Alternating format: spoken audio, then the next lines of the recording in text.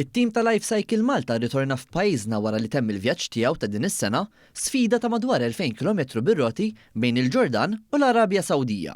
Dan il-vjaġġ sar bejn is-16 u l-25 ta' Novembru u telaq mill-belt ta' Petra fil-Ġordan, għadda minn diversi żoni storiċi u anke minn medda ta' deżert sabiex il-vjaġġ intemm fil-belt ta' Ġeda fl-Arabja Sawdija.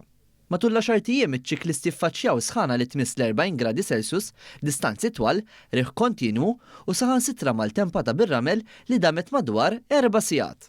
F'kumment mal-wasla tagħhom, Imed Ben Mussa elenka kemm kienet esperjenza pożittiva lihom li qed twassal għal kawża ġusta.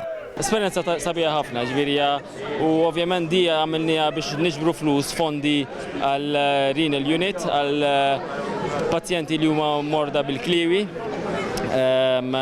U ġest nobli ħafna għax daw il-pazjenti jisofru ta' kuljum. Aħna vera sofrejna l-10 ijiem, imma sofferenza tagħhom ta' pazjenti jdum għal ħajjithom kollha. Ġifieri once li xi ħadd ibati bil-kliwi sfortunatament ikollu jgħaddi minn ċertu dialysis li jagħmlu xi 3 darbit fil-ġimgħa għal xi 4 sigħat imqabdin ma' magna taffettwalhom ħajjithom. Il-Fondazzjoni Life Cycle ġabret madwar 4 miljun euro f'26 sena sabiex tassisti lil pazjenti tal-kliwi, tixtri tamir u tappoġġja riċerka flimkien mal-Università.